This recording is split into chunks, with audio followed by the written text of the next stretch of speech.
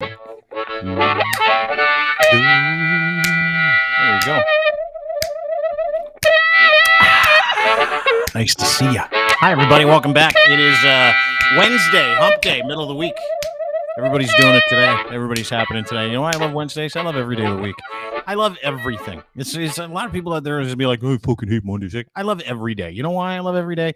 It brings new tests. It brings new ways to enjoy life. It brings new experiences we never thought we'd have. First time, last time experiences. I love them all. I love negative experiences because they make me a better person. I love positive experiences because they make me a better person.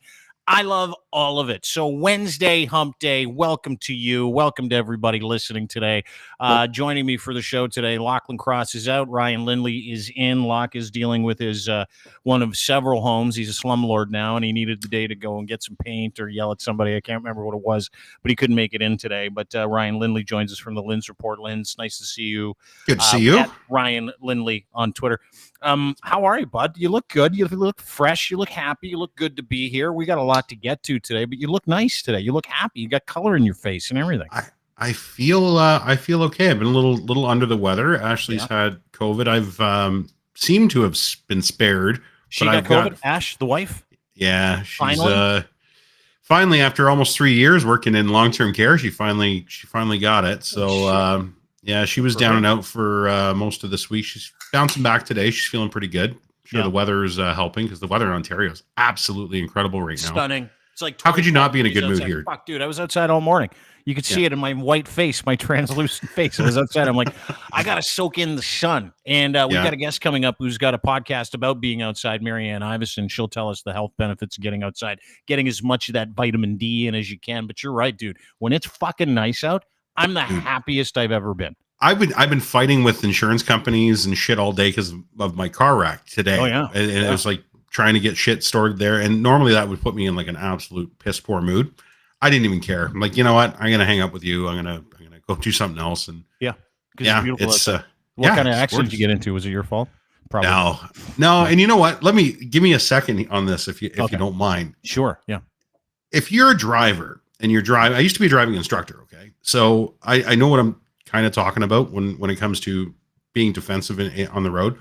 And sometimes people think they're being nice and your politeness kind of overtakes judgment. And so if you're on a 2-lane fucking road and you're in the left lane and you're at a stop and the right lane is open, don't leave a gap for somebody to turn in front of you to go into the gas station parking lot that can't see past you. That's going to hit my car when I'm coming up that right lane. Because that's exactly what happened. So I screwed this poor kid, which is funny because there's like a weird backstory of families knowing each other, which was really odd. Well, you live in Hamilton, and the inbreeding down there is legendary. It's crazy. Yeah, exactly. I'm like an uncle fucked a sister, and it's somehow we fuckers. It's like a House of Dragons episode down there all the time. Yeah, it really is. So, I've now fucked this kid's insurance because I didn't. He did it to himself. Don't ever take the word of another driver. Always do your own thing. But anyway, now the problem is my car is half drivable, right? So like the problem is a supply chain issue. We have no parts to fix the car. So I brought it to the shop. The shop looked at it. The adjuster did his thing. And now it's, it might be 3 weeks. It might be a month. It might be 2 days. We don't know. And I'm sitting, it's just gouging my tire. There's a big wow in the front end. It's like, I don't want to drive this thing. It's driving funny. So thankfully I'm covered for certain things. It's just a matter of getting them because everything is affected. Nobody's working anywhere, right? Like there's nobody, no rental agents. They're short staffed. So for any of the parts, so like anything you're talking about a supply chain issue, you're also talking about a labor issue, right? Yeah. So what you're saying is the truckers were right. I'm honking next weekend in Ottawa. I'm bringing my shitty car with the big dent in it to Ottawa to honk at Justin Trudeau. I'm sorry, truckers. You were correct. You were right. I'm bringing a fucking tail light or a door for my car because you guys knew way ahead of time. Well, it's standard. Like the supply chain issue is what's causing inflation to go nuts, right? They're trying to get supply and inflation. And Scotty explained it to us yesterday in the podcast. So that was great. But you're safe. Like you haven't talked about any injuries. Were you injured? Did you injure anybody else? No, everybody Did was you okay. Fake an injury to try to tell should. the adjuster your neck. Fuck, this requires 10 grand worth of money. I need to be a podcaster full time now. I can't do my job. No, nobody thankfully was hurt. Everybody was in good spirits over the entire thing. We were able to drive the vehicles to the police station, make the reports. Yeah. And he seems like a pretty level-headed guy, so I don't think he's going to try and pull a fast one. So we'll let the insurance companies battle it out. But still, what a pain in the ass just for somebody thinking they were being nice. Don't be nice. Mind your own fucking business in your car. Don't worry about letting people turn. Don't worry about unless you're going to take responsibility for that kid's insurance rates now for the next 5 years. Fuck off. Leave it alone. It's all serious. We're all hot right now. I disagree. I don't disagree with you. I mean, I see people being nice, holding up traffic, and I'm like, fuck, stop being nice. You don't have to be so nice. Just go. I just got a text from my wife. She said, go ahead and tell him who it was. It's actually my wife's ex-boyfriend's family member. Oops. Yeah, which did feel a little better. It's like, all right, well, here I am. I stole the girl and I fucked your car up. So whatever. Nah, that's just okay. Keep on feeding it to that family. Gratuitous, yeah, exactly. You're like, sorry about your insurance rates and for stealing your girl. Anyway, nice to see you. I'm glad you're good. I'm glad you're well. Okay. I'm glad we're talking about supply chain issues in Ottawa. We've got a lot of stuff to get to today. Busy show. Busy show. We're going to talk a little bit about the Jays playoff schedule. As you know, the Blue Jays made the playoffs. They've got home field advantage. They're playing. I think I'm not even sure if they're playing the doubleheader today. Is that even happening? I don't know. They just played a stupid doubleheader, and it was pissing rain. No need to play it. It's like ridiculous. But anyway, Ray's going to stop by. We'll talk about the Blue Jays. Nice. Also talk about Aaron Judge's 60-second home run. I don't know if you saw that last night. Everybody's arguing today. Everybody's like, that's the real home run record. No, it's not. It's 73, and we'll get to why. I know everybody's angry about Sosa and everybody, Sosa and McGuire and all that other bullshit. But we'll explain it to some of you kids that are too young to understand the roid era of baseball. And Ray will drop by to talk about that as well. I'm really excited for that. Also, Michelle Rempel Garner. I don't know if you know who she is. She is an MP. And not only is she an MP, a sitting MP for the Conservative Party of Canada, she's not sure what the word woke means, but she certainly weaponized it. So I played some PSYOP mind tricks on her and her friends today, and I'll explain to you the whole thing because it's fucking hilarious. It was good. Not only do we have that going for us today, that's going to be a lot of fun. We're going to get to a new light switch that I purchased, and time to bring in our first guest. She is from the network. She's one of my favorite people. She's also maybe one of the best professional voice artists in the world. Not a lot of people know that. She's also a radio host to this day. And she is also part of the network, hosts a podcast called Let's Take This Outside, right here at deanblundell.com. She's an outdoor enthusiast. She's my friend and yours. Please welcome back to the program, Marianne Iveson, ladies and gentlemen. Nice to see you, M.A. Happy hump day, folks. Yes, what's up? Nice. Happy hump day. Great to see that Peter North style microphone back in action as well. Took out my I changed up my closet into turtleneck season also for the show. Also, if you come to Ottawa and start honking, I will kick the fucking shit out of you. Just a little FYI. I just want to start the show that way. That if you are outside honking, then I'm gonna lose. That's my freedom. Wait, this is freedom. You can honk. Freedom. You can't do that. Honker. Honk. Yeah. No, but there is a supply chain issue. Did you not hear it? And he said he can't get a car part. And truckers like 8 months ago, they were like, these fake truckers, these guys from Alberta, Saskatchewan, Manitoba, were like, we put food on the table and car parts at the auto place. It is like, now it's actually happening. So maybe they were right, Marianne. Maybe we're just mean. I also heard there was a shortage of pumpkin spice creamer too, right? We were talking earlier about that. Yeah, did you get your hands on some? I did. Yeah, a friend of mine got me some pumpkin. So I'm gonna go pick it up. Find it at the dump, because I couldn't find any. Don't shit on the pumpkin spice. This is Marianne and I are kindred spirits when it comes to the pumpkin spice. Well, I know. Yeah. And I know you're all down in the mouth about it, but I'm a pumpkin spice guy, and I don't care who knows it. No, everybody's gonna yell at me for being a hippie or trying to be cool with the ladies, but it's not cool to say you like pumpkin spice creamer. It's just uncool. That's not really mob's cool. Calling. That is not cool with the ladies to be like, yeah, I like pumpkins. Yeah, that's not. No, really it's not, is it? No, Like not really part of the. No, if you're dating a guy and you're like, "What's your favorite kind of creamer?" and he's like, "Pumpkin spice," you're probably like, that actually me. comes up a lot. It's like, "What's your favorite creamer?" Yeah, that's like number one. I heard there's a problem. I heard there's a problem with it though. Like it'll actually stain your UGG boots if you pour it on directly on the UGG boot. And then it's a medical condition that you just can't even. I just can't even now because my UGG boot is stained with pumpkin spice creamer. I've suffered from can't even for at least like 15 years, and I'm doing okay, and I'm surviving. Yeah, there you go. Dude, you're gonna lose every pumpkin spice argument today if you want to have one. Yeah, we're 2-1. I don't know how Ray feels, by the way, but you're 2-1 today. Well, we'll see. Maybe Ray will balance it out when he gets here. Yeah, Ray likes pumpkin spice, but he has to have it in a French press because he's so fancy. Anyway, that'll be fun. Nice to see you, Marianne. Really appreciate you being here. Your by the way, your podcast is incredible. Latest episode. Can you give us a quick update? Let's take this outside. If you're an outdoors person, if you enjoy the outdoors, if you like a nice hike, if you like a nice bike ride, if you enjoy the sunshine, Marianne is like a leader in the outdoorsy community. She's got one of the top rated outdoor podcasts in the country.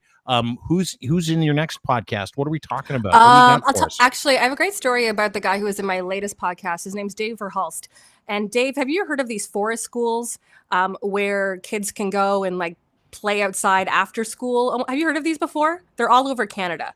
No. So essentially, it's like teaching kids how to play outside and how to use like the world around them and outside to like introduce them to. Also, can you hear the fight in the background right now? Dogs. Yeah, dog fight in the background. Such a beautiful day. I have my like patio screen wide open. So Dave actually opened this school in Canmore, Alberta, where he essentially has a bunch of kids, teaches kids how to play outside, how to identify certain, I was going to say like ferns and plants, and how to specifically, this is my favorite, how to play with knives. And by play with knives, I mean use knives in a way. Pardon? No. So Dave was talking about school closures. We get into knives, and we, for knives outside, you're talking about like being able to like make, I don't know what you're talking about, like cut up wood and using a knife properly to whittle, using a knife properly to skin like a raccoon, that kind of stuff. Yeah, survival knife work. Yeah, okay. A knife work, survive outside. Jeffrey Dahmer class. And I'm like, Dave, what age does the knife work start? He's like 6. I'm like, I think that was when Dahmer started too. Actually, I've been watching that program on Netflix. I'm like, what? He's like 6. What? But he says that they start with like vegetable peelers, and then eventually they get to like wood and whittling, and it's a gateway to swords. Vegetable peelers is a vegetable peeler, but like a knife can like save your life in the wild. Anyway, but I'm like, how old? He's like 6. I'm like, I love this guy. This is awesome. So that's my latest episode. Is Dave Verhulst talking about forest schools, and again, they're all over Canada, and encouraging kids to connect with nature, and that's why I had him on.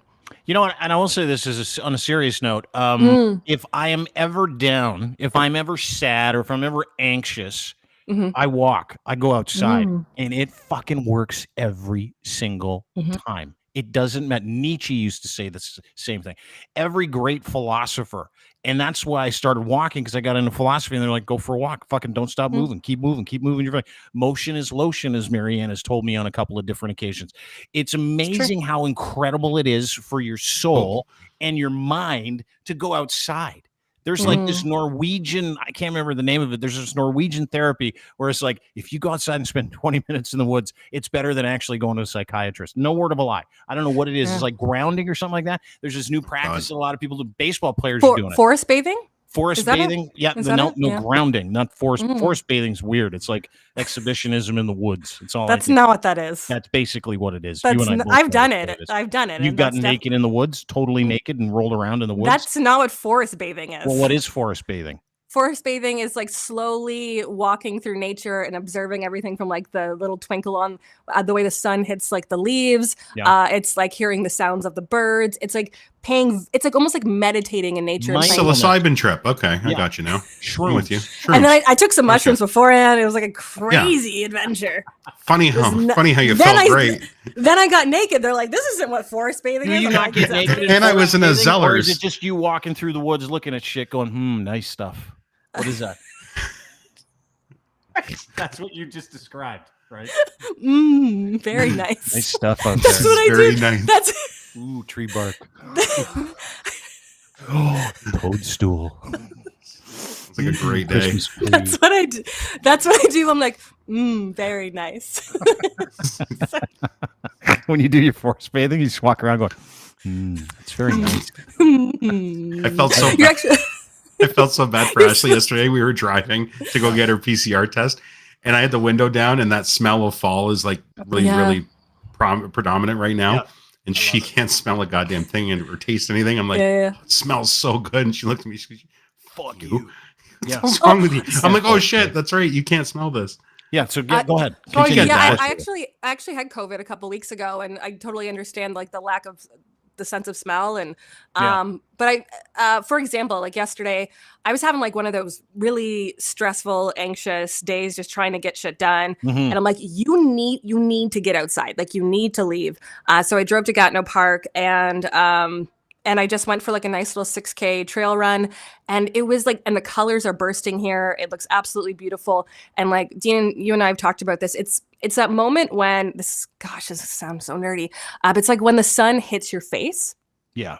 It's that feeling of like groundedness and connectedness. I don't know if those are words, that you feel, but you can feel that in like any part of the world. It could be like, I remember when I was on Kilimanjaro, for example, I can't believe I'm dropping that. Like when I'm on Kilimanjaro and I'm struggling. No big deal. I remember doing Kilimanjaro in a fucking heartbeat. Anyway, no big deal. And I remember the sun hitting my face, and it was like that moment. And I've been to Guelph once. I remember I was like in Oshawa once. Yeah. And I remember hiking the escarpment in Hamilton, and boy, that was a lot of fun. Me and that homeless guy, we both said, isn't that sun great on our face? So when the sun hits your face, continue. What were you saying? So it's that feeling of connected to nature and connected to just the world around us. And it's like that warmth and that feeling. And also vitamin D is so good for us and so good for our immunities, so good for our moods, right? So vitamin D alone. And also I've learned over my podcast and interviewing some really cool people, learning how, especially, you know, in fall when there's that release of nature and that smell, Ryan, that you were talking about in nature. And all of those things are part of us, and we're all connected in that smell and that feeling, and all of those things and the smells and the particles, like it's all good for us, right? It all makes us feel great, or like even the smell of the leaves, the crunching of the leaves. I don't know. I get a little crazy about this stuff. Yeah, but fall's my favorite. Fall's my favorite too. Yeah, dude, I agree. Me too. As someone of significant height and not so significant weight, I appreciate the fall. I appreciate the spring. I love the summer. But when it comes fall, it's like, fuck, here it is. It's all the colors and everything's, and the smell, like you pointed out before, it gets all moldy and gross. It's like, this is nice. People are cutting their grass for the last time and stuff like that. I know I'm waxing, but I totally understand what you're saying. But you take it to the next level, Marianne. It's not just you going out and doing stuff. You do it with a bunch of friends. And I wanted to ask you about it because I think this is really cool. You put out this tweet. There's something so powerful about a group of women who authentically support each other, plus some physical boosting up mountains. Also, it's the best being surrounded by people who love to talk about cross-country skiing as much as you do. Is this like a daily or weekly thing? Is this like a little group of ladies that you like taking out for hikes? That's the first question. Second question, who's in charge of the map? Oh my God. Is this where I leave? Is this the point where No. Who's in charge of the map?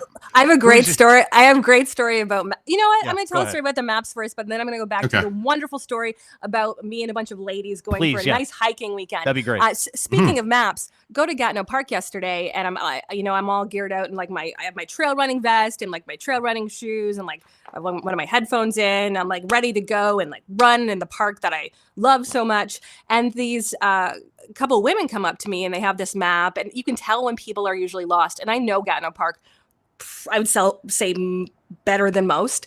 And these two women come up to me with this map, and they're like, hey, like we really want to get to King Mountain, but the visitor center told us to drive here. And I said, yeah, it's a little bit complicated. I wouldn't recommend it for first timers. There's different ways to go. And then one of their husbands comes up and he's clearly like grumpy that they asked me for help and asked for directions. And he's almost kind of like mansplaining the map to me, right? And he gets to a point where he's like, the 30, why can't I drive the 30? I'm like, sir, that's a trail. You can't drive walking trail. You can't sir, you can't drive the trail.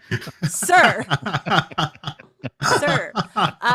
So I don't know. You know what's funny is I loop back and I didn't see them at all. Yeah. So I don't know where they went, but I'm assuming he was in charge of the map. Probably. So, probably. Yeah, listen, I was only asking that because you got a whole bunch of people. I want to know who's in charge of the map.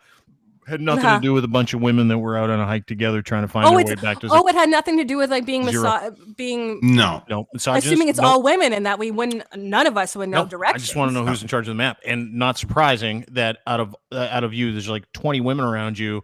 2 women come up and ask you for help, and the guy who fucks it up is a dude. The person that fucks it up is a man, because we're the worst. We're the worst at that stuff. That's why I asked, because I'm looking at that thing, and if it was all guys in that group. Right, we'd still be there. They'd be hungry. They'd be calling for help. They'd be like, "Listen, I don't want to. I can't tell which way we're going, and I'm not about to ask anybody. So let's just stay here or go home." That's the way men are. That's why I was pointing that out.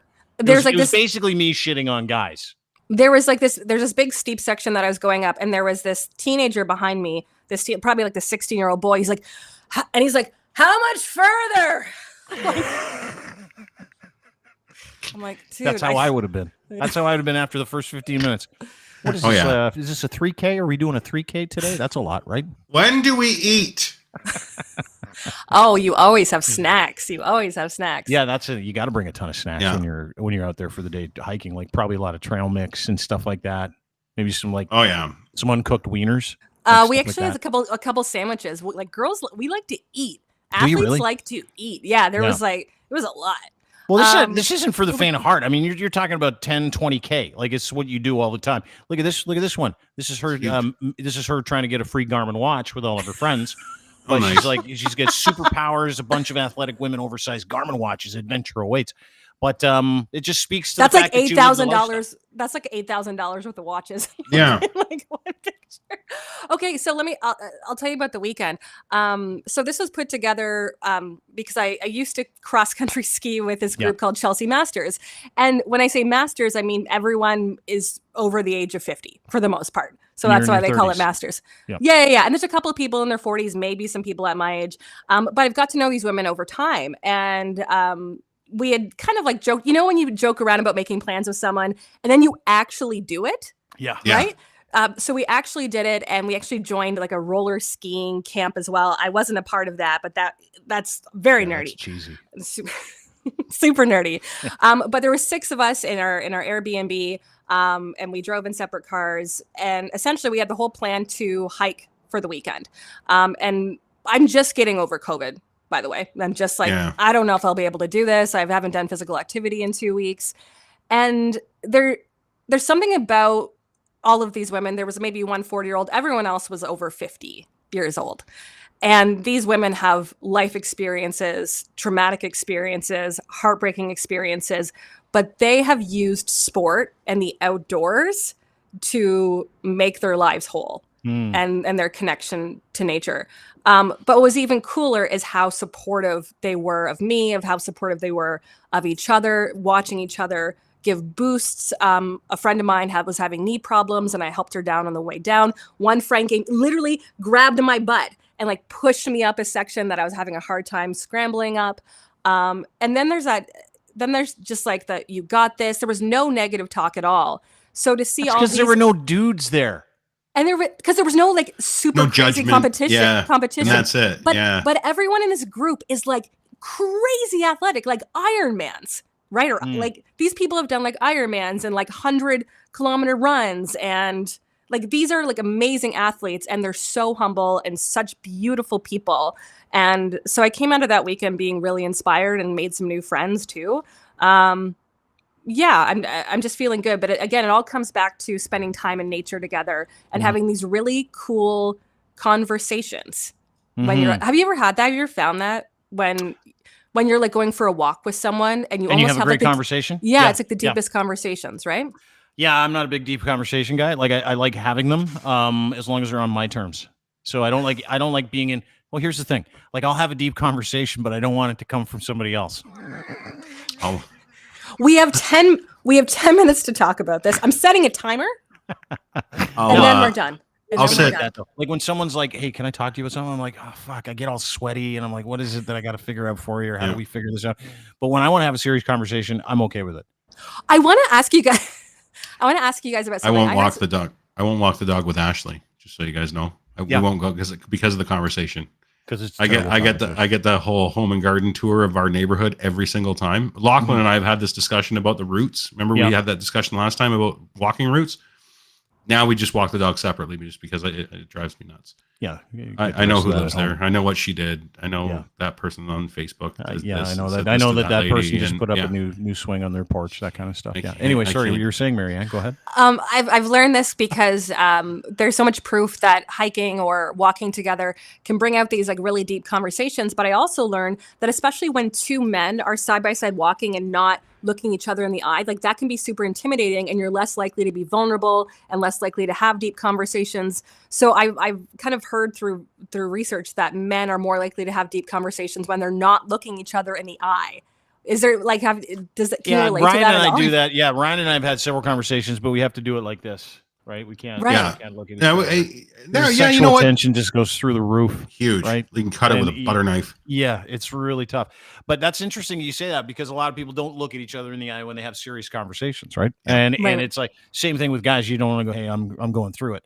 Hey, I'm having a hard time." So maybe you're right. Maybe going for a walk with a guy friend. I mean, it's just the optics for guys would be like, "Hey, you want to go for a walk?" If I phone any of my friends like that are guys that live in the air, I'm like, "Hey, you want to go for a hike?" They'd be like, "Go fuck yourself." I want to have a deep conversation. Can we go for a hike, please? Yeah. Hey, Ryan, or hey, Greg, I want to go for a walk. I really want to have a deep conversation. Want to hit the trails? How about you go fuck yourself, bud? Yeah. How about you just go for a bowl of chili and we can shoot the shit if you want? That's really sit in the garage, smoke a bowl. We're idiots. We're total idiots. And that's why women, again, superior. Yeah. Emotionally, absolutely. Without question. Speaking of superior women, I got into it with one today. I want to talk about it. Her name is Michelle Garner Rempel. Do you know who this person is? Michelle Rempel Garner. Am I saying her name right or wrong? Do I get it right? Rempel Garner. Yeah. Rempel Garner. Michelle Rempel Garner. She's an MP for the Conservative Party out in Alberta. I don't know a whole lot about this lady. I've had to Google her today a couple of times because she and I got into it a little bit over something that she said in the House of Commons yesterday. Now, I want to play this for you, and I want your opinion as a female. Play the video. The video in this video, she is apparently talking about inflation, supply chain, and the price of food. And she then took an opportunity to gaslight the nation, saying the reason shit's so expensive is we're too fucking woke, bro. We're too fucking woke. What? Yeah, I'm going to get this where I want your thoughts on it because I find it very, very interesting. No issue with this woman at all, other than what she just said. And I'll tell you how I handled this morning because I was very strategic about it. But here's the video, and I want your opinion on this. They have failed to repatriate manufacturing. They have failed to inspire investment in our country. And they are making it harder for women in my community to put loaves of bread in their cart. And I've had enough. And people in this place have had enough, Mr. Speaker. And people across this country have had enough. So I challenge every Liberal backbencher here today, tomorrow morning is their caucus meeting, to stand up and say what that one person said off the record to a reporter. Enough with the woke shit. Sorry, Mr. Speaker, I take that back. I apologize for my unparliamentary language immediately. I'm very sorry. Enough with the woke stuff. What? And get on with the plan. And it's right to be passionate with this because we have to do better things to protect Canadians from inflation. Okay, so there we go. There's Michelle Rempel Garner. She is a MP from Calgary Nose Hill. And what Michelle said there was bread's too expensive because the government's too woke. People are too woke. The woke shit. Now, Your thoughts before I get to the comeuppance from that experience. I feel like she needs like a chiropractor. First of all, it looks like she was hunched over. Issues? Yeah. That happens when you're trying to remember your lines and you're acting. That's usually what happens. There's a lot of like so bread in my cart. I can't. I can't get bread in the cart. It's too expensive. By the way, 99 cents at No Frills. You can get a loaf of Wonder Bread with fiber. 99 cents. Yeah. I don't eat processed carbs. So I'm sorry. I'm sorry. Sorry. Here we go with the woke shit. I'm just being woke. I'm just being woke, kids. I'm just being woke. Yeah. Okay. So first of all, I didn't understand the like women can't put loaves. Like is she making it a gender issue that women are doing the shopping? Like, well, I believe what she's saying is that well, first of all, I don't really know what she's saying because it's such a fucking massive stretch and it's really dumb. But I think what she's trying to do is she's trying to tie social injustice and racial injustice and the awareness of those things back to as a pejorative, the word woke as a pejorative. She's trying to use it in a negative term because that's what the Conservative Party's been doing. That's what, the alt-right machine has been big on over the past little while. It's like, let's use the word woke, which by the dictionary definition in Oxford, it's what I go by. Call me crazy. Dictionary definitions tend to clear things up. Definition, Oxford language, woke is a verb, past of wake, adjective, informal, alert to injustice or society, especially racism. We need to stay angry and stay woke. I don't believe in the stay angry, stay woke shit. And I know what she's trying to get to. But what she's saying is she's had enough of people making bread more expensive by being overly nice and socially and racially aware in this country. That's what she's saying. Yes. Those confusion. Okay, so I'm not understanding like the conflation. For me. Nobody does. I don't understand. You know what I feel like? They were all in like their little backdoor meeting or something. They're like, okay, $10 for someone who can say woke first. Like that's how I imagine. No, they just don't. They're like horrible. $20. Like, hey, $50 to the first person that can tie inflation to wokeism. Do it. Yeah. Michelle's like, I got it. I need money to go back down to Oklahoma for a box of wine. Give it to me. I'll do it right now. Yeah, that's exactly what. That's what I imagine happened. Yeah. They have a mandate when it comes to talking points, and just some of them are better at conflation than the others, and she's terrible at it. She doesn't know how to tie one issue into another. It's like radio people that can't segue. Yeah. She can't segue two things. Like, and it was clear today, and she knew that she'd get the shock and awe and people like us talking about it by saying shit in the house, and like the immediate reaction, like her hands were already on their way up when she said shit. Like come on. Yeah. So that's what question period is, right? It's a place for people to go in, get a soundbite, and then take that soundbite and give it to all their proxies, like the True Norths and all the other fucking losers like Rebel, and then give it to the people on Twitter who are equally as dumb as Michelle Rempel or Rempel Garner, whatever the situation is, because that is dumb. That is conflation for stupidity. That is her trying to fucking treat something in one way. Her trying to harangue this word woke, which she clearly doesn't know what it fucking means, right? And then she's trying that to inflation and the fact that some friends of hers, which, by the way, I know the circles that Michelle Rempel Garner runs in. She doesn't hang out with anybody that can't afford fucking bread. I'll tell you that right now. That's a fucking fact. Hey, you said 99 cents, right? Like, it's super easy. Yeah, we're all living on the bread hog. Oh yeah. So what did you? What's that? What did you do? Well, I'll tell you. So I put out a tweet because I had an issue with what she said. Call me crazy. And what I wanted to do when I watched this morning, I thought two things. Okay, she's sick of the woke. Let's see how sick of the woke she is. So I made a crack about her hair, and I did it on purpose. Here's what I put: woke. To be, this is the dictionary term, we've just gone over this, to be actively mindful of social and racial injustices. Then I said, not sure if Michelle Rempel knows the meaning of the word or what it has to do with inflation, but the way she combs her hair makes it look like she ran really fast before this weird comment. How does she comb her hair, you ask? No, just pulled right back. I mean, I got the same fast hair. If you look at my hair, I got the same thing. I call it fast hair. Yeah, it looks like I hung my head out a window doing 80. Today before I started the podcast because my hair is all slicked back. So the reason why I made a comment about Miss Rempel's hair being pulled back or making it look like she goes fast, because I wanted to see how long it would take for these anti-woke folks who are campaigning against woke to become woke. Guess what? It didn't take long. Not only did her entire fucking group of degenerate followers go, oh, you're a misogynist. How dare you make fun of someone's appearance? Michelle actually chimed in and took it for a ride. This is Michelle's response to me. To me, wokeness, and by the way, I did all this on purpose. Virtual signals. Oh my gosh. Wokeness is a hypocritical position wherein someone virtual signals. I think she means no. She means that. Just she means keep going. Virtual signals. Yeah. Just keep going. Yeah. I totally was. Did you not notice that before? I did, but I don't know. I made fun of her hair. Do I want to make fun of her writing? I mean, Jesus Christ. The writing's easy. I'm not agreeing on the hair, but the writing is too easy to take on. Sorry, continue. So Mish, here, I'll call her Mish because I feel like my first name is Mish is Remps. She's like Remps Jeezy. She says, to me, wokeness is a hypocritical position wherein, I love how she uses wherein, and then boot fucks virtual signals, wherein someone virtual signals on an issue that needs progress, but actually works to retain the status quo. Like this guy, I think she's talking about me, who pretends to be enlightened, but attempts to dunk on a female leader's hair. Now, that's pretty woke, Michelle. Because not only did I not dunk on your hair, you're trying to tell me that I am, which is stopping the progress of the conversation about how fucking dumb this comment that you made is. So you are everything you say you stand against in this one tweet and in this one video. But she wasn't done. She kept going. Oh, these are people that are like, hey, you can try and make your point without insulting your appearance. And then Terry chimes in. He goes, rode hard, put away wet. Never do this to your motorcycle. Oh my gosh. Long trip.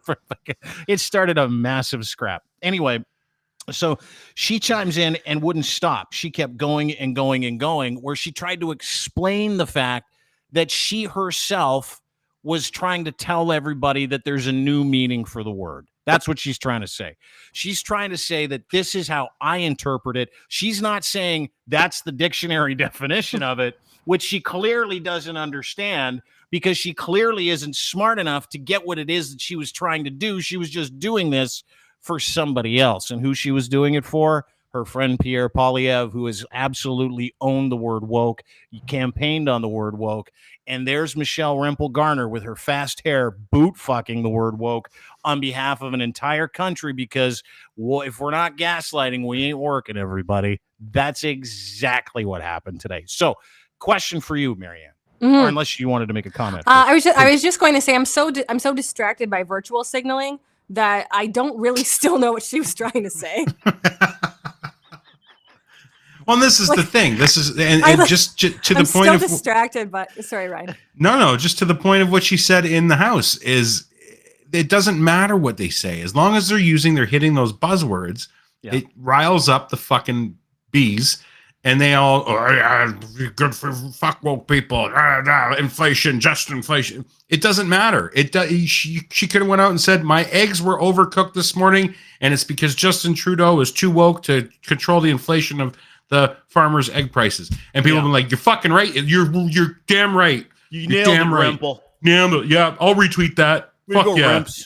Remps. Remps G. What's your Remp Jeezy? Okay. Jeezy. What was your question? Has something to do with her hair?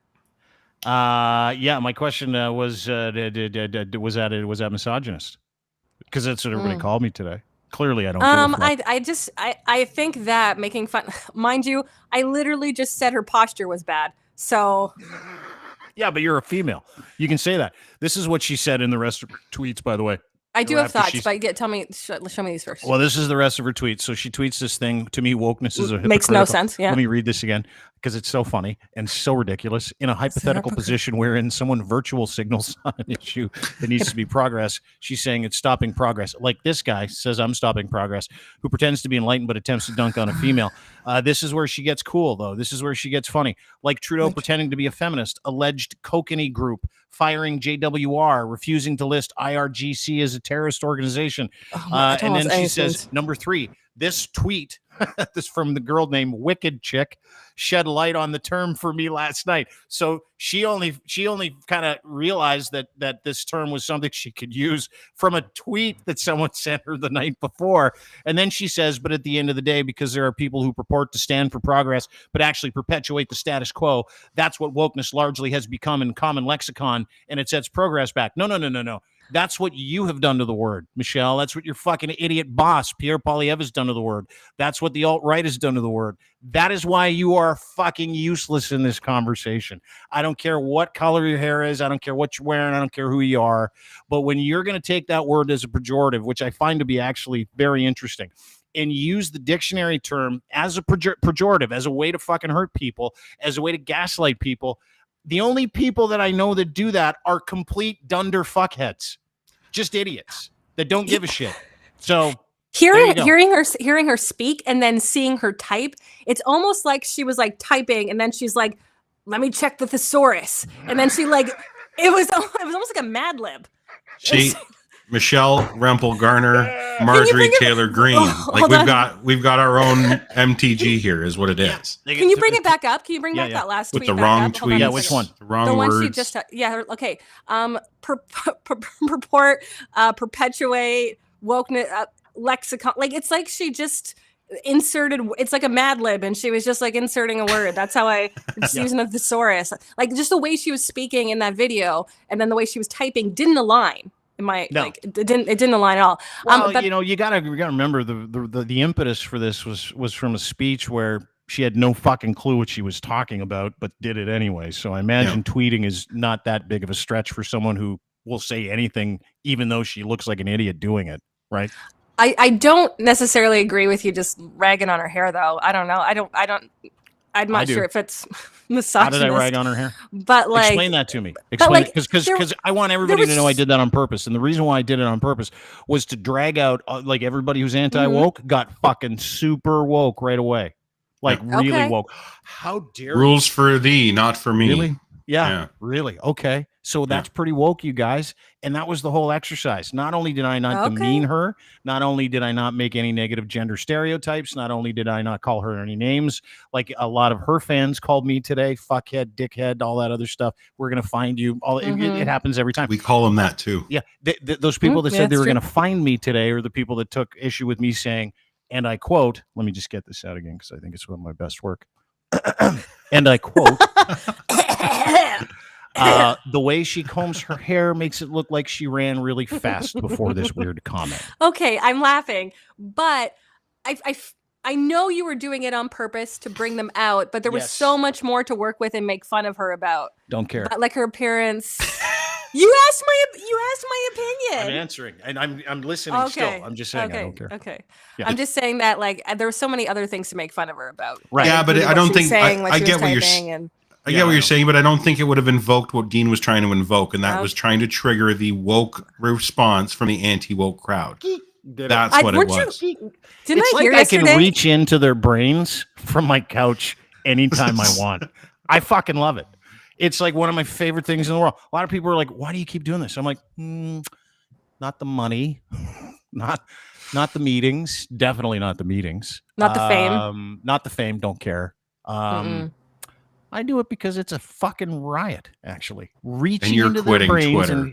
And yeah, I am. And going like this. Ding, ding, ding, ding, ding, ding, ding. What's this about you quitting Twitter? Is this happening? Yeah. When? 3 weeks. 3 weeks. No, when is it start? When is it starting? In 3 weeks. In 3 weeks. Oh, it's starting in 3 weeks. Yeah. Why? Yeah. Because we're making money moves. You know what the money moves are. You're involved. I do know, but like, what does that have to do with you not being on Twitter anymore? Well, it's just a way for me to tell people that I'm not going to be around in the same capacity. So watch again. I mean, they're playing checkers. I'm playing mahjong, right? So are you going out with the bang? Is that what's happening right now? Yeah, pretty much. He's pretty much just wrecking the car before he parks it. I don't gonna leave it to the pros afterwards to clean up his fucking mess. That's right. Ryan, we both know this man pretty well, and there's no chance that he is not going to be on Twitter after. He's gonna have some shadow account. It's not gonna be Dean Blundell. It's just gonna be some asshole. I'm not an anonymous. Nope, I'm never gonna be anonymous.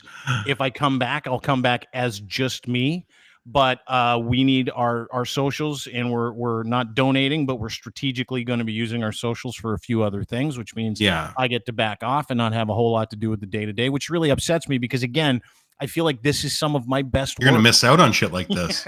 It's going to suck. There's no way. You are We're gonna miss addicted to this. this. You are addicted to this and addicted to that. There's no chance you can just give it up. I'm going to call it now. Well, no chance. There is a chance, and I am giving it up to some extent. It's a business decision. It's different. It is. It's a business decision. But it's got nothing to do with me mentally, because I think you guys both know me well enough to know that zero fucks are given about whatever comes out of that box on my phone. Zero, including Miss Rempel Garner, who I thought was a really, and I still think is probably deep down somewhere in there underneath all that, weird psychopathy where she decides she wants to tell everybody what woke means to her. And that's now the definition of the meaning.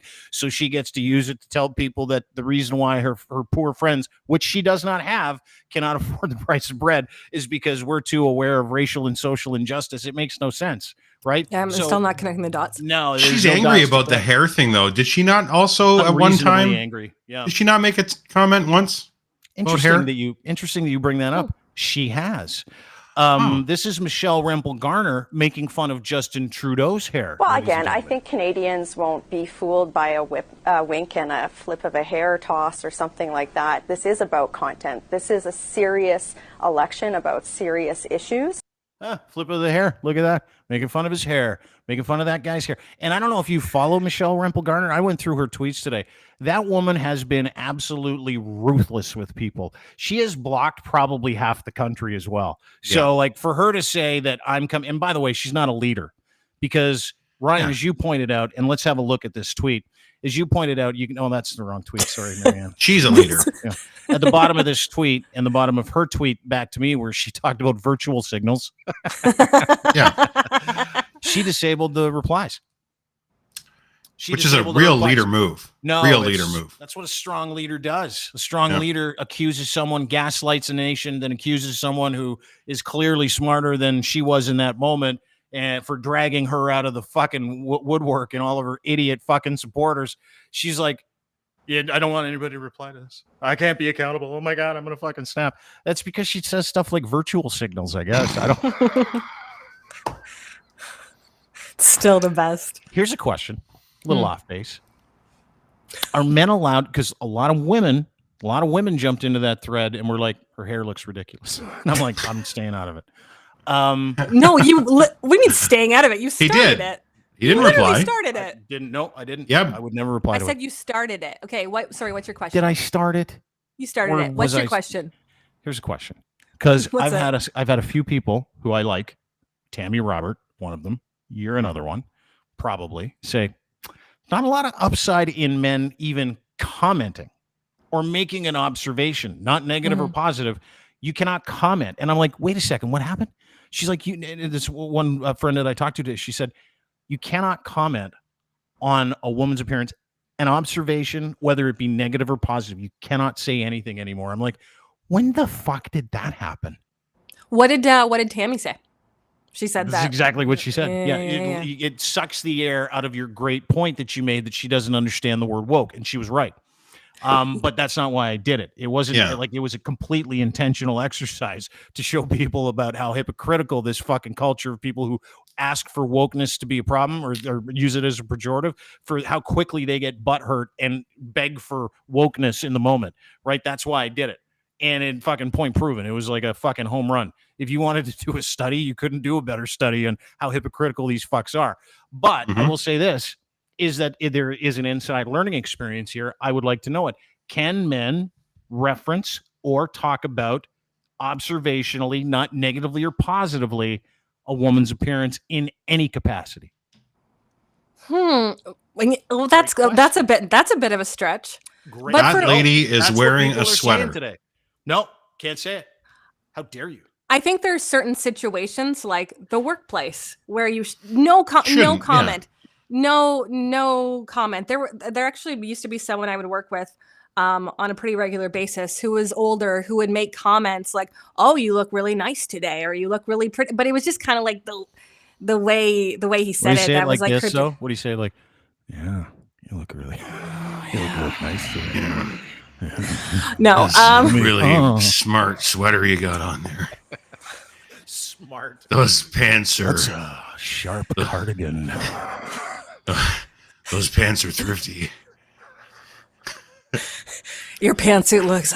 I love the size of that toque. Ooh. Okay. Anyway, sorry.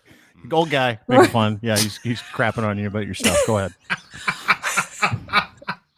If you Marianne started this, by the way, you did. before the show started. So don't throw me under the bus. Whatever. Just give it to me in the Peter North microphone. Go ahead. Tell This me is more. not this is not a straight answer. If you're dating a woman and like she likes to be told that she's pretty, she likes like there. I'm not doing it ever again. what about friends? Like what about buddies? Like a buddy said, like me and you, Marianne. Like if you say like when we had those meetups before we met up, and I see you and I'd be like, oh my God, you look great, Marianne. How are you? Good to see you. Is that acceptable? If we have a great our relationship, absolutely. Absolutely. I would be totally fine with that. But generally speaking about women you don't know. Yeah, like, it would be kind of weird to say that in like a first meeting with somebody. Like, hey, you look great. Nice to meet you. Okay, imagine that does kind of feel weird. Okay, you're going to a business meeting, you're meeting a potential client, for example, and she's attractive, and you say, wow, great breasts. Like, what would you say? That's disgusting. Shouldn't Who have the said fuck talks like that? That's like the second you hear someone say that, no one talks like that. Great breasts. You can't use that as a fucking example. I'm using that with every guy I meet now, just so you know. Hi, I'm Greg. Nice to meet you, Michelle. Great Hooters. Her tatas are in great fantastic form, Michelle. No one does seriously, that. No, nobody does that. We're talking about a general observation, Marianne. Okay. Not a sexualized women you don't know, women who you have no idea about, women on the internet. Don't comment. Do not comment on their appearance. Do not women you don't know, unless you have an established relationship. Unless you have an established relationship, I don't think it's fair. I don't think you should be commenting on her appearance. You don't know her. There's so many things that you could attack her for or comment on, and her hair is definitely not one of them. So no, it isn't. I think actually her hair looks great. No, you don't. I didn't say I didn't like it. I just said it looked like she's going really fast before she got. It doesn't look good. It looks like she's wearing a bump it. What? No. What's a bump it? See, now you're judging. Yeah. Oh, now you're judging. You're judging. But she's loud. Okay, remember? Okay, I don't know. Okay, yeah. How would a woman explain that? Go ahead. Oh, a bump it. Okay, so it used to be this. I don't know if they use them anymore, but when I was younger, it was like this clip that you would put in the back, and then it would raise the front, and it was called a bump it. So it would look like a little bump. No, make your hair taller. So your hair taller. Yeah. It looks like she's wearing a bump it a little bit. But that looks like a lot of hairspray. Are you saying she was doing bump its before she went out there? Yeah. Are you saying she's a drug addict now? Is that what you're saying? Yeah. That's not what she's doing bumps before she went out on. Everybody from Alberta that knows her was like, it's okay. She's probably just on the way to liquor store for a box of wine. I'm like, you guys are mean. I would never say anything like that. You not remember those pandemic era House of Commons meetings, the virtual ones where she was like down somewhere in the southern United States, wasted out of her face? No, I never saw those. Mr. Speaker. No, it's great. There's tons. There's highlights everywhere all over YouTube. Yeah. We got to be careful. We don't know if she was wasted, and I would never want to put that on anybody as someone that had a drinking problem. Cognitively impaired somehow. What we want to do is we want to treat everybody with respect when it comes to that kind of stuff, and we don't want to make any kind of jumps to conclusions. We don't want to be jumping. We don't want to jump. Okay, Dean. Now take that thought process. You don't want to assume people are. Yeah, but what's up with her hair? What about people that don't have legs that can't jump to conclusions? What about them? Now we're fucking ostracizing those people. Okay, so take that and what? I want you to take that train of thought of like thinking that like maybe they have a drinking problem. Like take that train of thought of how you don't touch that, and then put it to their hair, their appearance, their body, and be like, I won't touch that. Okay, so what if it's a guy? What if it's a guy? Can I make fun of a guy's appearance? You remember this guy, Will Ainsley? You remember this dude that was like getting naked in his office a while back, like this liberal guy? He was always getting naked. It was pretty hot, right? Yeah, I guess. I don't know. Sorry, I just sexualized him. Oops. Yeah, the way to go. Sorry. Way to sexualize. No, but that's okay. You're allowed to. We just can't do it with women. It's totally allowed. That's right. It's fine. I encourage you to sexualize the guy. But this guy was getting naked all the time, and I was fucking giving it to him about his tiny Peter and his weird body and how fucking goofy he looked. Oh yeah. On the podcast, no one said a word. No one was like, dude, that's too much. I'm like, you can't say that about his penis. Everybody was like, maybe he has microphallus. Exactly. Anyway, that's a condition, Dean. I know, I heard. Does it make you uncomfortable when other men comment on women? It does, actually, yeah. When it's negative, like when it's negative and it's not necessary, when it's not necessary, when it's not. Yeah. But that wasn't a negative thing that I said, though. That was just hey, that's an observation. Looks like her hair was slicked back. Looks like she was going really fast before she got to work. That's why I wasn't mean. That's why I didn't insult her. But it was amazing to me how they immediately all became victims. It was amazing how she turned that into her being a victim. She doesn't know the word woke. She fucking gaslit a nation. I'm like, your hair looks like you're going really fast. She's like, you're a fucking misogynist, basically is what she said in it. And I'm like, whoa, crowd. That's why I did it. What is your problem? How did you get here? What happened to you? When did you decide that you were woke when you just did a whole fucking diatribe in the house? Yeah, weren't you mad at her? Why aren't you mad at yourself for being so woke? Okay, listen to the smart. I can't stop winning. Listen to the smart women in your life, Dean. Yeah. Mm-hmm. And listen to the smart women in your life who say, just don't do it. Just don't comment. Just don't do it. I won't be anymore. But that's still going to happen. Ryan, do you still comment on Ashley and be like, yeah, you look hot, or like your ass, no, I tell her I almost tell her every day. She's beautiful. See, that's nice. She's beautiful. Yeah. Right. Yeah, that's my wife. And you know what? I also don't get weirded out when other guys comment on her, not in a sexual way, but if they say that she looks good, or wow, you're lucky you got a really hot wife, or I don't get weird about that. Actually, like, that's kind of like, yeah, I know I'm a lucky guy, you know? So I don't know, like, and it doesn't weird me out that much, but I'm not a woman, so I can't really make that call. You know what I mean? That's why we're asking you. I would never make a statement about a female at this point in my life that was other than based on the merits of what they had done. And I do the same thing I'm ruthless with guys. Ruthless. Oh, I yeah. make fun of their fucking rugs and their hair plugs and all that is fuck. I make fun of myself. I call myself ugly. I make fun of my own fucking hair. Like, this is one of those things. I make fun of you. We were chatting about the fact that you'd have to do like major surgery to get any hair at this point.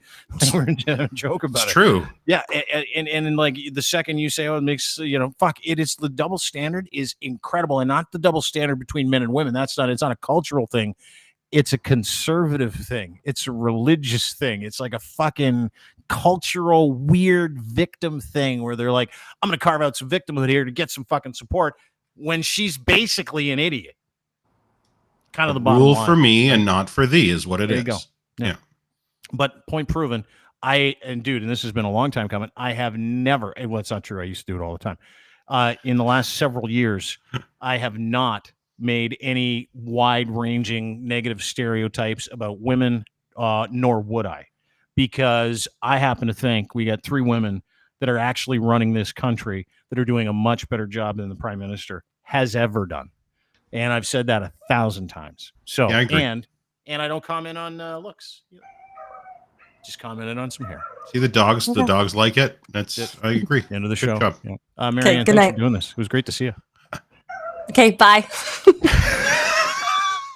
You look great, by the way, Marianne. I'm not saying a word. Hey, you made fun of my sleeves once. I remember that. Yeah. I'm not saying it. You didn't get all complainy, though. You just were like, hey, yeah, these are fun sleeves. These are pretty good sleeves. Hey, thanks for having me. I really appreciate it. Yeah. No, it's awesome to see you. And I really appreciate it. I love doing a show with you. Marianne Iverson, the host of Let's Take This Outside podcast. Download, subscribe. It's unbelievable. She's great. Follow her on Twitter as well, @MA on the air. Great to see you, Marianne. Thanks so much for doing this. And she's super hot, too. She's really hot. Not saying that. I can say that. Yeah. But now you've taken the knife out of her hands. Can't do it.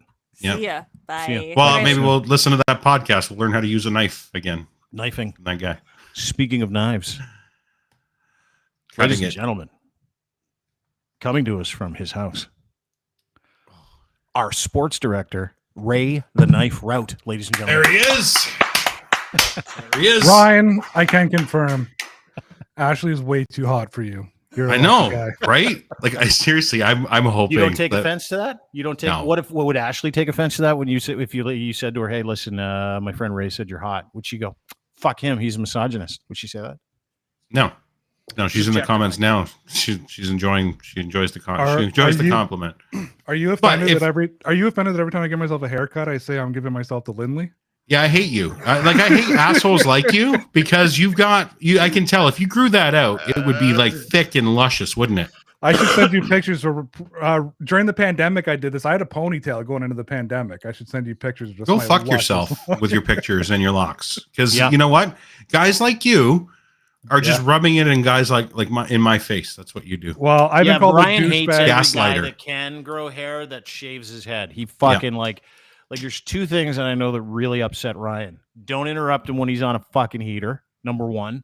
Number two, do not shave your head if you have a full head of hair, and be around him. He can't handle it.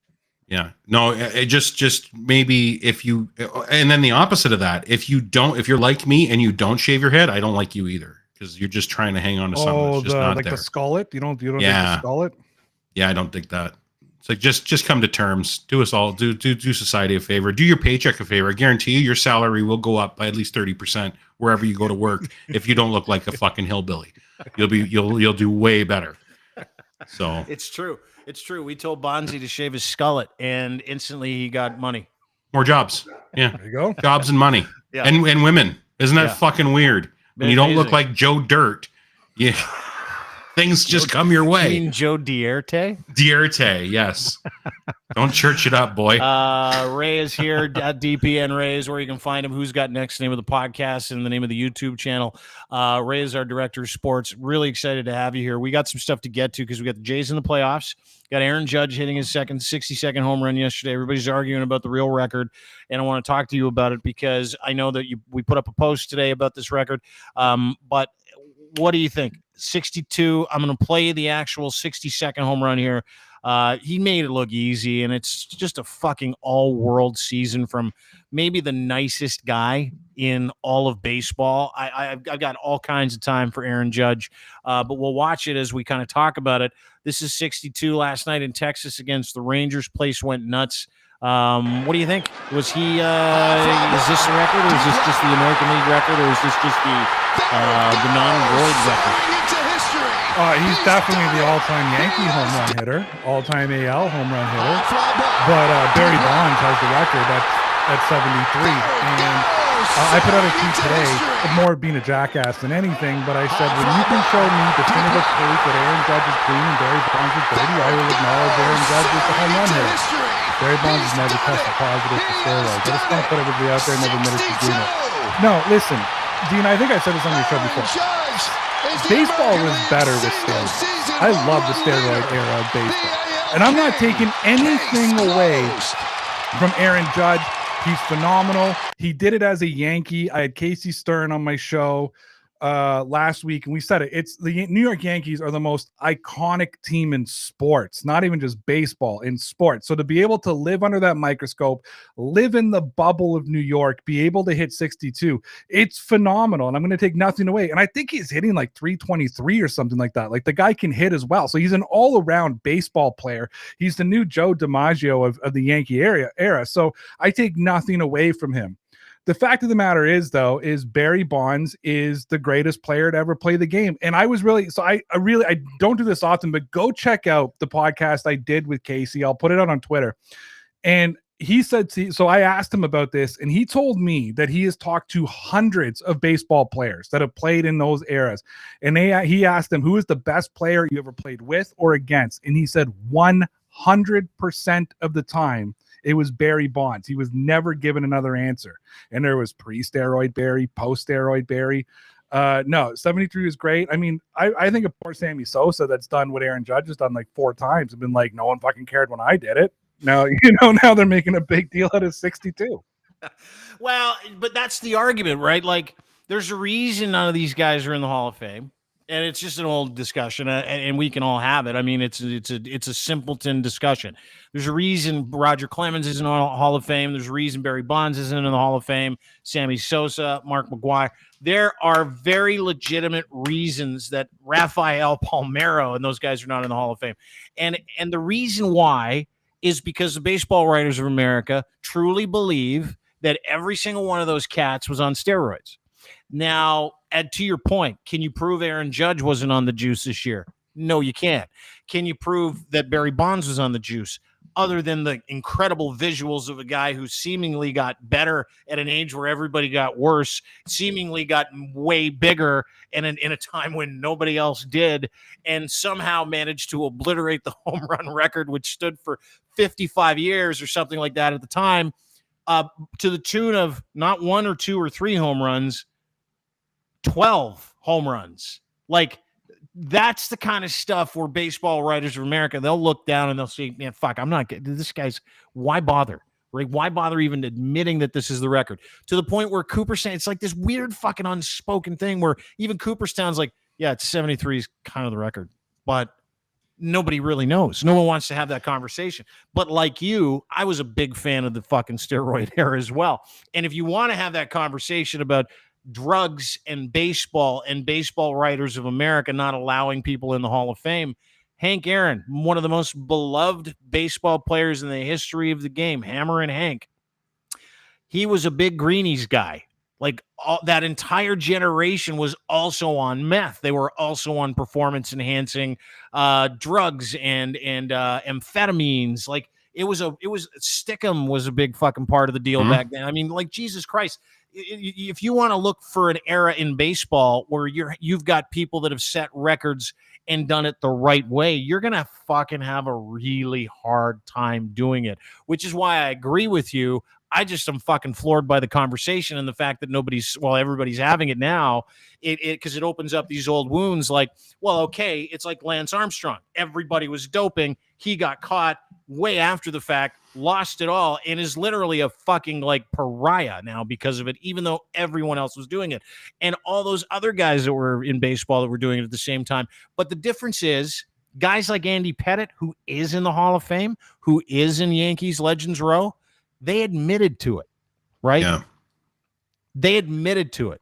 But if they admit to doing it, like if Barry Bonds is like, yeah, I was totally on the fucking juice, then that home run record isn't the home run record anymore. It's like the fucking cart and the horse, right? Like, what do you fucking do for these guys? You can't do anything for them. That's why I look at Aaron Judge's record and I'm like, it's pretty legitimate. I know it's a Yankee record, but I also look at the other and I'm like, it doesn't matter how many roids you do, you still got to fucking hit a baseball, right? You still have to. Yeah.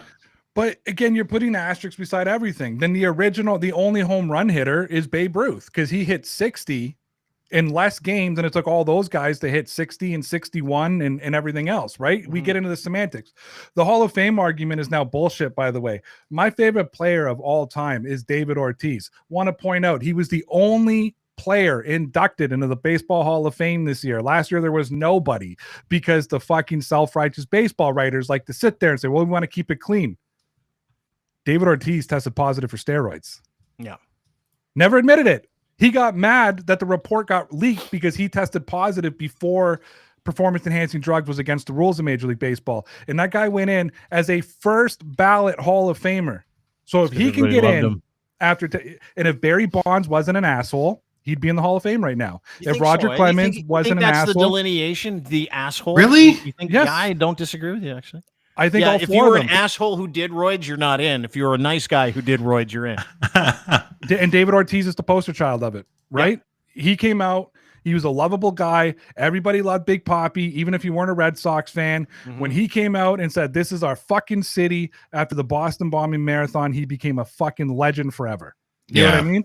And because of that, he becomes the first ball. And I don't disagree with it. He also got shot in the back recently. He got shot in the Dominican. Yeah. He should be a first ballot Hall of Famer. I love Big Papi. What he did for the city of Boston as a player, forget everything else. Did you know that there was an election for mayor in the city of Boston when he was still an active player? And he got over 3,000 votes to be voted for the mayor of Boston. It's if he's the most beloved guy. Like if you talk to Boston sports fans, they've got like 3 goats, right? Brady, probably one of them. Yep. Maybe not so much, but probably. Yep. David Ortiz is another one, and Bobby Orr is the other. Those are the 3 most beloved Boston sports caricatures in the history of the city, right?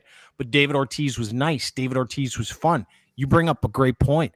If you were a dickhead who did roids, you're not in the Hall of Fame because the Baseball Writers of America are penalizing dickheads for the past 40, 50 years. It's right? a hearts and minds thing for yes, sure. It is. Absolutely. Yeah. Great point. Imagine if Derek Jeter was on roids and played for the Pirates. He'd never go in the Hall of Fame. That's true. That's true. Yeah. So, yeah, anyways, the record is 73. I agree.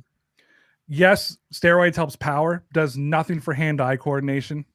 That's all natural talent. And Barry Bonds was a Hall of Famer before he took steroids. Now, my whole tweet today was just to be an asshole to get people all riled up, but it worked. It did. Sends a theme around the network today. Yeah, I like doing it too. I like trolling the trolls. It's the best. You know what? The reason for the sunglasses too is I've been called a douchebag so much over the last week and a half that I'm just because God fucking forbid I don't want men to tear down a woman sports fan just because she's a woman. You know what I mean? Yeah, how dare you do that? Yeah. So I figure if you're gonna call me a douchebag, I'm gonna fucking act like it. Yeah, that's from the Buffalo Bills, Bills Mafia babes. Kristen Winnick, I believe, is her name. The absolute like misogyny, the things that guys said to her. You wrote a great piece about it at DeanBlundell.com. It's hard to believe, and I operate in a silo when I see it. And I'm like, who says that kind of stuff? Who tells a woman to go back to making babies? Or just fucking sports Twitter is fucking terrible. Like, it's not just football. It's just sports Twitter in general when it comes to shit like that is terrible. Yeah. Oh yeah. Speaking of sports Twitter, everybody's excited about the Jays making the playoffs. Are they playing today? I don't even know. Yeah, doubleheader today. Double. Yeah. Yeah, but but are they actually playing? Did they play? They lost 5-4 this afternoon. And they're playing again. Scrubs. White let up five runs. They're up 4-0. They lost 5-4. He's now 0-5 on the season. So good for him. Probably not going to play in the postseason. Well, today was like these two games are ridiculous. The fact they made them play. I think they're playing in the pissing rain too. I think it's so stupid. They mean nothing to anybody. Like the playoffs are set. They should have just canceled these games. I think it's stupid. So I don't have any interest. My whole hope is that John Schneider just plays nobody and that keeps everybody ready to go for Friday. Yeah, that's ridiculous. They're even playing today, but Friday is when the playoffs start. Wild card is going to be at home. This is the postseason picture. You can see Tampa, Cleveland, the 6-3 seed. New York, of course, because they won the American League East. You got Seattle, and this is I'm really looking forward to this series, by the way. You got Seattle and you got Toronto, and the winner of that series goes on to play the fucking Houston Astros, which in itself fucking looks awesome. But, you've got a couple of stories here. You got Robbie Ray coming back to Rogers Center. Seattle has been, I think they went on like a 17-19 game winning streak just to put themselves in this position. They ended up clinching a wild card in the postseason berth just a couple of days ago on a big home run. So that's a fucking great story. But and Seattle is loved by a lot of baseball fans in the Lower Mainland and Vancouver area that head down there to watch a lot of games. But this is going to be an interesting series. I don't see the Jays, even though the Seattle went out and got Castillo. I think the Jays, starting with Manoah, you throw Manoah, you throw Gausman, and it's either Barrios or Barrios, or it's Ross Stripling in a 3-game series. But I can't see them losing to Seattle, but baseball is a fucking weird game. And once you get into the postseason, as we know from years past, all bets are off. What do you think about the series against Seattle? And if they make it out of Seattle here in Toronto, do you think they stand a chance against Houston? I would have rather have played the Guardians, if I can put that on the table. At one point, that's what the Blue Jays were playing. Seattle's a tough team. And Seattle, I think, is a team first time in 20 years since they've been to the postseason. We've seen that story here in Toronto before and how momentum can carry you a long way. Yeah. But this is postseason baseball in Toronto, and there is nothing like postseason baseball in Toronto. There's just a different feel around the entire GTA. Crazy. And I've had people say to me, like, well, imagine if the Leafs win the cup. I say, I don't know if it'll match the Jays winning the World Series. Like, when you get 50,000 people inside the Rogers Center going fucking insane and the cameras are shaking and it's just different, right? Even when the Raptors won the championship, I didn't feel, there was a buzz and it was across the country, but I didn't feel it like 2015. You know what? You With see 2 million people downtown Toronto trying to kill each other after the Raptors won. That was fucking I seen huge. I seen it, and I bet you it's 10 times as big if the Blue Jays do it. I'm saying there's just the buzz around postseason and postseason baseball in general. You remember '92, right? Like it was a fucking. No, Ray was like 3. I was like, no, 6. I mean, no, I'm talking to you. I know Ray won't remember it, but I remember it because I was a kid, but I was part of it, and it was so. You're right. The electricity is just resonates. Anytime they're in postseason, you get that feeling, that same 92, 93 it's feeling. It's a different buzz, dude. Like, because, it's, you waited all 162 games and you've been out, fucking, you rode with this team and the fucking, the pandemic so for 2 years and has fucked everything up and playing out of the country and then playing in different, like Buffalo and Tampa and Dunedin and all this other shit. And finally they're home. They missed by a game last year, came home last year. I mean, there's so many great fucking storylines, but the one storyline I love, which Ray is touching on and you're touching on, is the emotion in this city when the Jays are in the playoffs, right? It's appointment watching. We're only 2 games away from it. So I hope they go on a long run, because if you remember back in 2015, the Bautista backflip, the run into Kansas City where they barely fucking fell short. Kansas ended up going on. I was in Kansas for that game, watched Jose Bautista knock 2 out of the park. I was fucking hammered, by the way. I remember all of it. I was on the video. Everybody was emailing me, "Are you picking your nose on national television?" I'm like, probably. That was right behind home plate. But it was like, I had to ride with the team. I've never said that about any. Like, I literally got on a private jet with my friends and we went down to the game because I couldn't get enough of the vibe. Postseason baseball and the environment when your team is in it, there's nothing like it, right? Yeah. There's nothing like it. No, and because baseball's different than every other sport, because especially in the postseason, every pitch matters, right? Yeah. You're 1 pitch away from being down 3-0 or going up 4-0 or being down 1-0. Every pitch matters. I agree with you. I think Stripling's good. I think it all depends. If they got a sweep going on, if they win the first 2 games, I think Stripling pitches the 3rd game. Otherwise, they're gonna play around with it a little bit. I like the matchup. I think they have enough talent.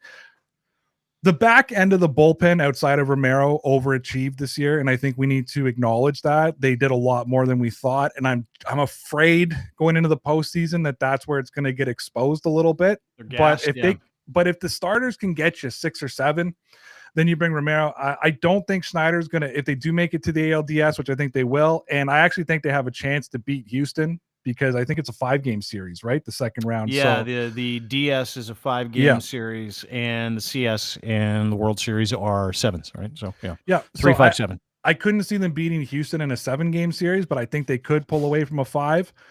And I think that the only thing that Schneider doesn't have that some of the other good teams are is he can't shorten his starting rotation right now, because you'd be shrinking it to 2 pitchers, right? Like, so they're gonna have to stretch it out a little bit more.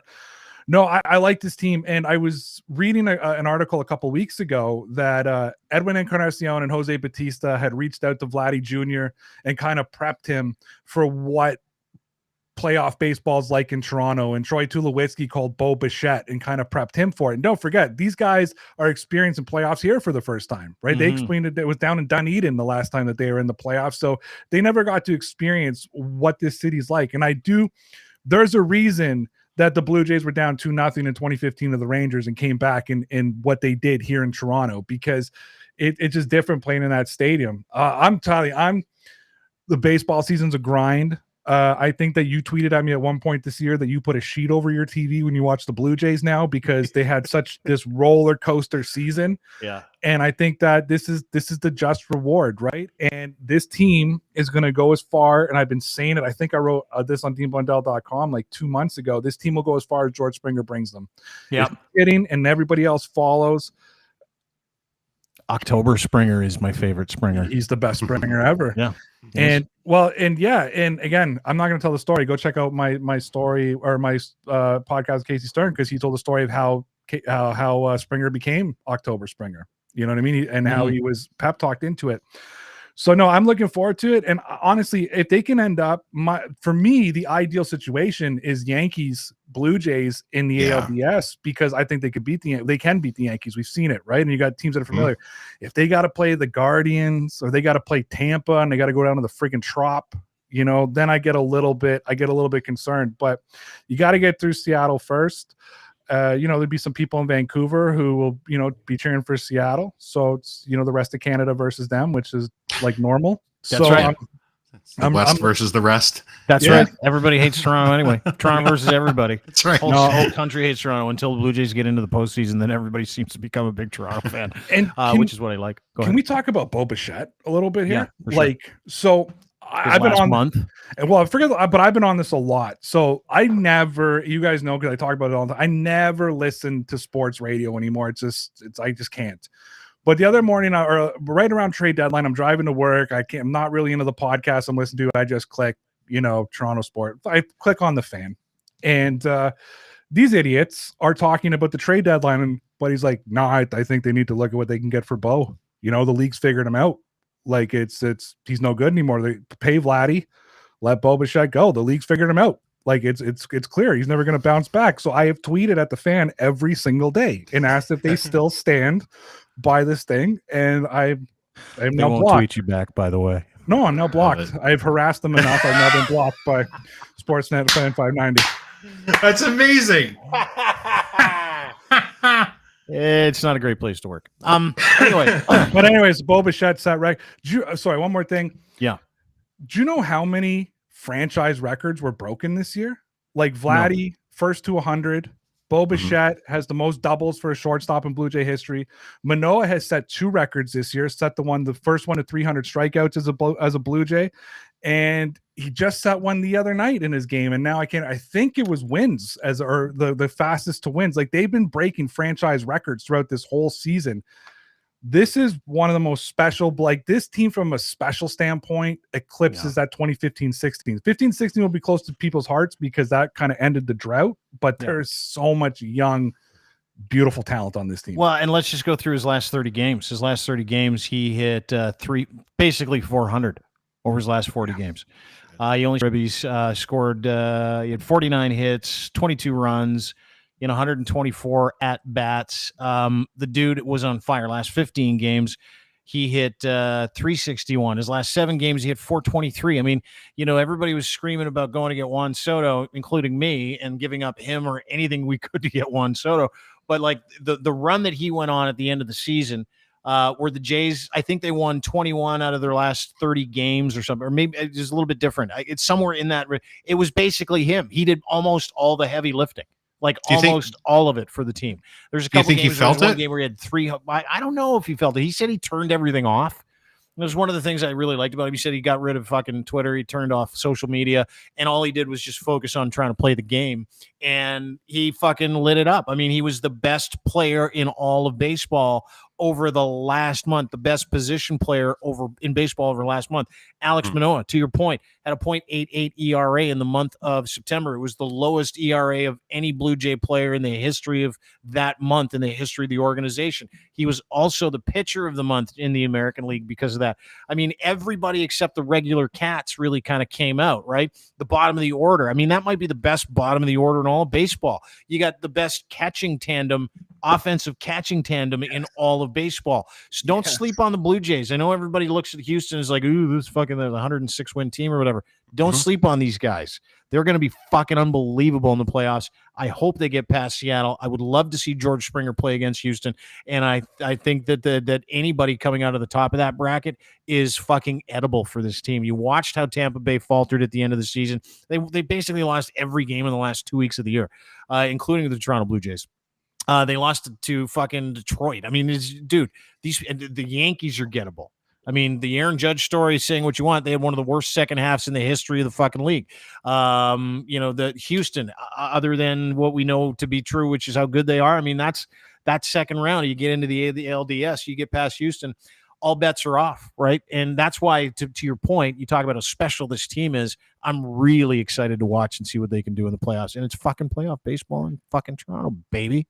Yeah, and baseball just shows you how much you can't react to it on a day-to-day basis. So I'm proud of this piece, and I'll share it tonight just for shits and giggles. But I wrote a piece I want to say about a month ago that said, don't be surprised if the Blue Jays are out of the playoffs by the end of this weekend. They were coming off the sweep to the Angels. Yeah. You know, Dean was putting blankets on top of his I can television. watch. It was getting so frustrating to watch the game. And then Yeah. they swept Boston, won 3 out of 4 against New York, you know, had a little hiccup, went and swept Pittsburgh. And the thing is, they've never looked back. This is what you want. You want a team that just goes in so hot and keeps it going, right? Like, and they've been playing. I mean, the only concern I have, because of the situation they put themselves in, they've been playing playoff baseball probably for the last 30 days. Yeah. And sometimes when you finally get to the playoffs, you can be exhausted. But that's where I think the Chapmans and the Springers and another guy who's not going to be big in the lineup, but I think Jackie Bradley Jr., another been there, done that World Series guy, playing in Boston, where, you know what, it's probably the second best city in the world when it comes to postseason baseball. It's a been there, done that for him. So having guys that have been there, done that, World Series champions that can settle some of the young guys down and enjoy it, right? One of the things I took away from Casey Stern, which I'm not saying it to drop names, he's just so fucking brilliant when it comes to baseball, right? He said guys like George Springer are George Springer because they just enjoy it and have fun and enjoy the moment and realize, hey, I'm in the fucking World Series or I'm in the playoffs. And I think that guys like Vladdy or Bo can hear that place rocking, the cameras are shaking, the dugouts are shaking, and you can maybe feel a little tense. If Springer can sit those guys down and be like, hey, just fucking enjoy it. You know, like this happens. There's only 6 of us here. You know, like everybody else is at home watching us. Just fucking enjoy it and love it. This team could go like, then you might start seeing them hit really, really well. Yeah. Yeah. I'm fucking pumped, man. Ray, thanks for doing this. Ray Rauth, he's our director of sports at DPN_Ray is where you can find him on Twitter. Who's Got Next? His name of his podcast. Go and download, subscribe. You can also go to his YouTube channel and you can get Who's Got Next on YouTube. You can see his show live. Fucking does a great job. You and your crew, really great. Ray's rants are great too, by the way. Check out Ray's Love rants. Ray's rants. Do a couple shorts. You're gonna start doing YouTube shorts? I don't even know what that is. I have YouTube shorts. Oh, okay. I gotta go have a look. I'll teach you, Boomer. It's all right. Thanks, buddy. See you, fellas. I've only got jorts. I don't have YouTube shorts. Ray Rauth. Fuck, I love talking to that guy. He's such a good human being. Man, no kidding. Knows his shit too. It's nice. And you know what? Like that around. Yeah, he's one of those guys that if you're a passive fan, he makes it infectious and he makes it like easy to follow. You know, even I was watching the comments and people that are just usually not sports people were at least into the conversation. Normally they tune right the fuck out when we start talking about sports. Yeah, we lost like 30 listeners the second he came. Yeah, out. But then we got like 6 back. Then you gained some back. Jeez, yeah, wow. It's a fucking big deal, dude. We're gonna be listen. If you don't like the Blue Jays, you don't like baseball. From Friday on, we're going to be talking about them in every show. Yeah. Every single show. It's news. Yeah, well, it's not just this news. I love it. Yeah. I mute myself during the season because I'm like, no one wants to hear about the Blue Jays. And now I'm like, fuck, everybody wants to hear about the Blue Jays. Like 35 million people in this country become baseball fans instantly when the playoffs come. And we missed out for a few years. And we're back. Missed out by one game last year. One measly game, if you remember that. Yeah, now we're hungry. Now it's time to eat, big dog. It's time to eat. That's it. I'm in. All right, I'm in. Let's do this. Thanks for doing this, dude. Ryan Lindley, name of the podcast that he hosts is called The Lind's Report. Go and download, subscribe anywhere you get your good podcast. At Ryan Lindley is where you can find him on Twitter. Appreciate you being here, buddy. Thanks so much for doing this. See you, man. Awesome. We'll talk to you soon. Ryan Lindley, ladies and gentlemen. Linds, we call him. The Linds. Thanks to Ray, and thanks to Marianne for jumping on with us today, too. Really appreciate everybody being here today. Thank you very much. Don't forget, you can get everything we do at DeanBlundell.com. Please sign up for our newsletter there as well. That would be a big favor. It's easy. Just go to DeanBlundell.com. You scroll down, you can see, sign up for the newsletter, and you sign up for the newsletter. And you're going to get the big announcement, which we're working on coming up in the next couple of weeks. Anybody who signs up on the inside at DeanBlundell.com. We'll get that information for everybody else. So please do that. Don't forget to rate and subscribe. Go and subscribe to our podcast, Google, Apple, Spotify, etc. Thank you very much for paying attention to it. And your reviews are always nice. Always appreciate it. Same thing with our YouTube channel, Dean Blundell Show on YouTube, Dean Blundell TV on Twitch. Thanks to our friends at Kivlaw.ca. Kivlaw.ca, defense attorneys that know what they're doing. If you're in a legal jam and you don't have anybody to back you up, you need someone to keep you free, keep you easy. You need someone to walk you through a terrible legal issue that you're going through, whether it's your fault or not. All you have to do is this. Go to easyautofinancial.ca today. And go to kivlaw.ca today. I got my things mixed up. I got Easy Auto on right in front of me. It just popped up on the screen because I have to actually get these in. Kivlaw.ca. That's where you got to go. Kivlaw.ca. My bad. Robert at kivlaw.ca is your email address if you're in a legal jam. He's my friend, great guy, and his group of attorneys are the best. Doesn't matter what you've done. He will make sure he stands up for your rights to maintain that freedom that you so desperately deserve. And if you don't, he's going to walk you through that whole process and make sure that you can get your life back on track. That's what he does. That's what Kivlaw does. Email him today if you're in a legal jam. Robert at kivlaw.ca. Check him out today. Also, thanks to our friends at Easy Auto Financial. Again, that was next. I knew that was next. Easy Auto Financial, helping people get financing for vehicles when it's very difficult to do so. If you got great financing, good for you. Way cheaper rates. In fact, incredible rates depending on your financing. Doesn't even matter. These guys are ninjas. They'll take care of absolutely everything that you need done to buy a vehicle. Doesn't matter what that is. It's all turnkey and no obligation. Check them out today. EasyAutoFinancial.ca. Great little Canadian company, as a matter of fact. And speaking of Canadian companies, Ed at Ed's Fine Imports. Great Canadian company. Makers of incredible Canadian underwear. Boxer briefs, pouch in the front. Super sleek. You look great when you kick those things off at night when you're getting ready to jump into the wrapper with that significant other. They're very sexy, if I do say so myself. But more importantly, they're incredibly comfortable, super breathable, very lightweight. And he's giving you a pair for free when you order 3 or more at edsfineimports.com. All you do is use the promo code GITCH and then the number 3, and he's going to send you a free pair of clothing for men and boys at edsfineimports.com. Check them out today. And thank you for paying attention to what we do here. Really appreciate it. We'll see you tomorrow on this very program right around 4 o'clock. And until then, be well. Treat each other well. Be nice. Don't hurt people. It's bad. Bye.